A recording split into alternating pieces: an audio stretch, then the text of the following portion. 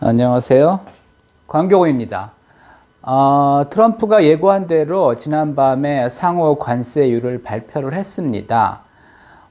트럼프는 뭐 우방국들이 그동안 미국을 착취해왔다 이런 식으로 얘기를 하고 있지만 사실 그런 적 없고요. 미국의 경제 정책이 그동안 달러 강세와 저물가였죠. 그리고 이제 저물가를 유지하기 위해서 사실은 관세를 낮게 유지했고 뭐 하여튼 그 싼 거는 전 세계에서 다 수입해서 이제 씀으로써 물가를 낮게 유지해 왔죠. 그런 속에서 이제 번영을 했는데 지금은 이제 달러 강세도 미국 경제에 특히 이제 제조업에 부정적이고 또 미국 기업들의 경쟁력이 예전 같지 않기 때문에 물론 이제 IT 같은 쪽은 뭐 오히려 예전보다 강해졌지만 전반적으로 이제 제조업 경쟁력이 떨어지면서 미국 경제가 예전 같지 않습니다. 그러면서 이제는 뭐 관세를 통해서 미국의 제조업을 보호하고 부흥시키겠다는 건데 하여튼 좀 무리수가 많습니다. 모든 경제학자들이 뭐 부정적인 영향이 더 많다 이렇게 얘기를 하는데 트럼프와 그 일당들만 뭐 하여튼 획기적인 정책인 듯이 밀고 나가고 있습니다. 그래서 뭐 당분간은 뭐 이게 뭐 협상용이라고 보는 사람들도 있지만 뭐 당분간은 유지될 가능성이 높고요. 부작용이 많기 때문에 결국은 뭐 수정을 하겠지만은 하여튼 당분간은 유지가 될 것 같습니다. 기본적으로 미국에 수입되는 모든 상품에 이제 10% 관세를 물리겠다는 거고요.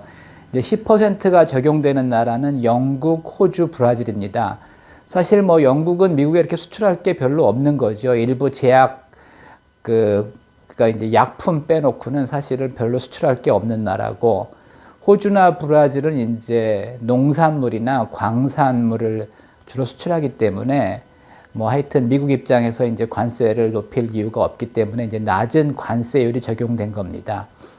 중요한 거는 이제 우리나라 경쟁 국가들인데 중국이 34%, 일본이 24%, 대만이 32%, EU가 20%, 우리나라는 이제 25%죠. 그러니까 뭐 차이는 약간씩 있지만 사실은 큰 차이가 없기 때문에 우리가 이제 특별히 불리한 상황은 아닙니다.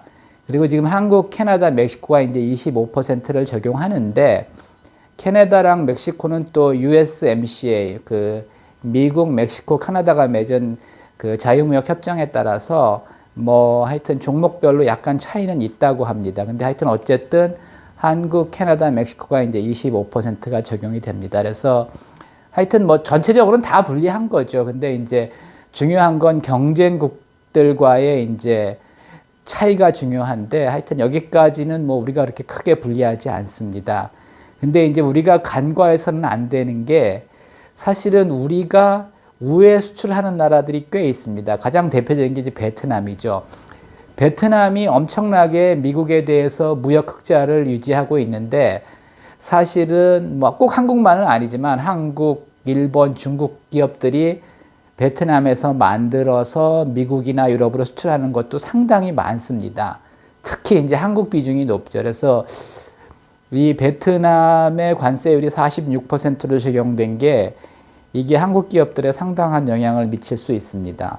그 다음에 이제 최근에는 캄보디아에도 많이 수출하고 있는데 캄보디아가 가장 높게 관세율이 정해졌습니다. 49%. 그 다음에 이제 최근에 이제 인도도 우회 수출을 많이 하죠. 인도를 통해서. 물론 인도 내수 시장도 공략하지만 인도에서 이제 만들어서 우회 수출도 많이 하는데 인도도 26%. 그 다음에 이제 방글라데시가 37%가 영업무역 같은 경우는 뭐 방글라데시에 거의 방글라데시에서 이제 만들죠. 이런 상황입니다. 그래서 하여튼 뭐 모든 나라들이 지금 뭐 하여튼 불리한 상황인데 중요한 거는 이제 상대성이죠. 상대성. 그래서 하여튼 우리가 뭐 중국, 대만보다 불리할 건 없는데 뭐 일본하고도 큰 차이 없고 EU랑은 뭐 이제 아이템이 다르기 때문에 이게 크게 문제될 게 없습니다. 근데 하여튼 뭐 25% 자체가 상당히 이제 부담이 되는 거고요. 이게 또 완성품만이 아니라 부품까지 적용된다는 거에 따라서 실제로 해외 공장이 있어도 그동안은 국내에서 부품을 조달해서 해외에서 이제 조립만 해서 팔았기 때문에 국내 영향이 그렇게 크지 않았는데 이제는 모든 대부분의 부품에 대해서도 적용되기 때문에 사실은 그 국내 영향이 상당히 클 수밖에 없습니다. 뭐 한국 GM 같은 경우는 사실은 곧 문 닫을 가능성이 높고요. 뭐 현대 기아차 같은 경우도 미국에 공장이 있지만 부품까지 현지에서 만들어야 된다면 사실은 국내 경기에는 굉장히 영향이 크고 또 그동안 뭐 베트남, 뭐 캄보디아, 방글라데시 이런 데서 만들어서 수출하는 것도 상당히 이제 타격이 클 수밖에 없습니다. 그래서 하여튼 이게 계속 유지되기는 어렵다고 보는데 하여튼 당분간은 안 좋을 것 같고요. 뭐 투자자들 입장에서도 일단은 좀 더 관망하는 게 바람직하다고 봅니다. 참고하시기 바랍니다.